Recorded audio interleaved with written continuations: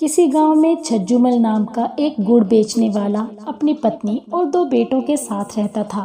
उसकी पत्नी हर रोज गोपाल जी को भोग लगाती, आरती करती, उनका पूरा ध्यान रखती थी। उधर छज्जूमल दूर गांव में जाकर गुड़ बेचता था। इसी तरह उनकी जिंदगी अच्छे से चल रही थी। उसके बेटे बहुत नेक थे, परंतु दुर्भाग्यवश छज्जूमल की पत्नी अचानक चल बसी। छज्जूमल बहुत उदास रहने लगा। फिर भगवान की जो इच्छा मानकर फिर वह अपने काम में वापस जाने लगा।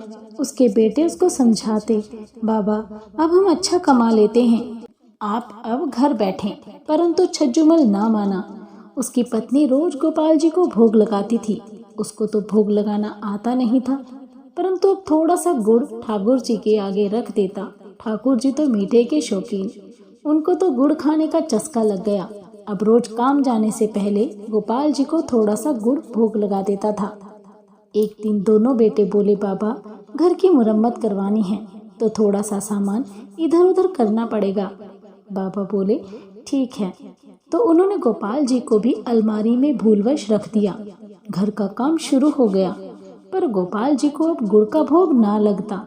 छज्जूमल अब रोज की तरह गांव में गुड़ बेचने गया। रास्ते में थोड़ा सा विश्राम करने के लिए एक वृक्ष के नीचे बैठ गया। ठंडी ठंडी हवा चल रही थी। तभी छज्जूमल की आंख लग गई। तभी उसे लगा कि कोई उसे उठा रहा है और कह रहा है, बाबा आज गुड़ न दोगे। छज्जूमल ने 1-2 बार सुना और अनसुना कर दिया। उसे लगा कि कोई सपना है, पर जब उसे कोई लगातार हिलाता जा रहा था और बोल रहा था, तो अचानक वह उठा और देखता है कि 6-7 साल का बालक उसे कह रहा है, बाबा आज गुड़ न दोगे। छज्जूमल मन में सोचने लगा कि मैंने तो इस बालक को कभी गुड़ न दिया। फिर उसने सोचा कि गांव में ही किसी का बच्चा होगा। छज्जूमल ने कहा, हाँ बेटा ले लो। तो उसे थोड़ा सा गुड़ दे दिया। गुड़ लेकर वह बालक गुड़ को मुंह में डालकर आहा आहा मीठा मीठा कहकर वहां से भाग गया। अब तो रोज ही वह बालक छज्जूमल को मिलता, उससे गुड़ लेता और नाचता गाता मीठा मीठा कहकर भाग जाता। छज्जूमल भी बच्चा समझकर उसको रोज गुड़ दे देता। अब घर का काम पूरा हो गया तो उस दिन घर में हवन पूजन रखा गया। छज्जूमल अब गुड़ बेचने ना गया, परंतु वह बालक तो अपने समय पर उस जगह पहुंच गया। अब छज्जूमल वहां ना आया।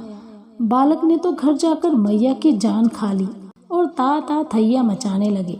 बोले, मुझे तो गुड़ ही चाहिए।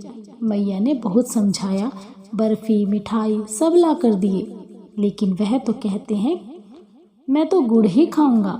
मैया से बालक का रोना सहन ना हुआ और छज्जूमल के घर का पता पूछते पूछते उसके घर पहुंच गई। जाकर कहती, बाबा मेरे बालक को आपने गुड़ की आदत डाल दी, आज आप आए नहीं, वो गुड़ खाए बिना नहीं मान रहा।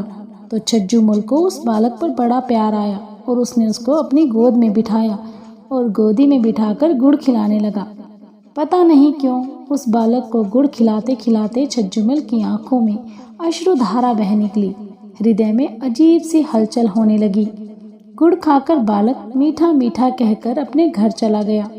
हवन पूजन के बाद में फिर गोपाल जी की मूर्ति को रखा गया। अगले दिन छज्जूमल नियम से गोपाल जी को गुड़ का भोग लगाकर काम पर चला गया। रास्ते में उसी जगह पर रुका।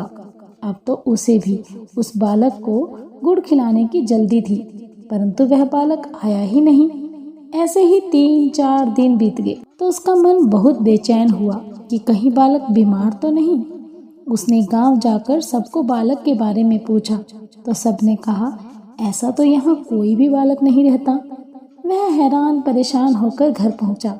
घर पहुंचकर जब वह मंदिर में बैठा तो गोपाल जी की तरफ देखा। वो मंद मंद मुस्कुरा रहे थे। वह जैसे कह रहे हों, बाबा जी मैं वही बालक हूँ।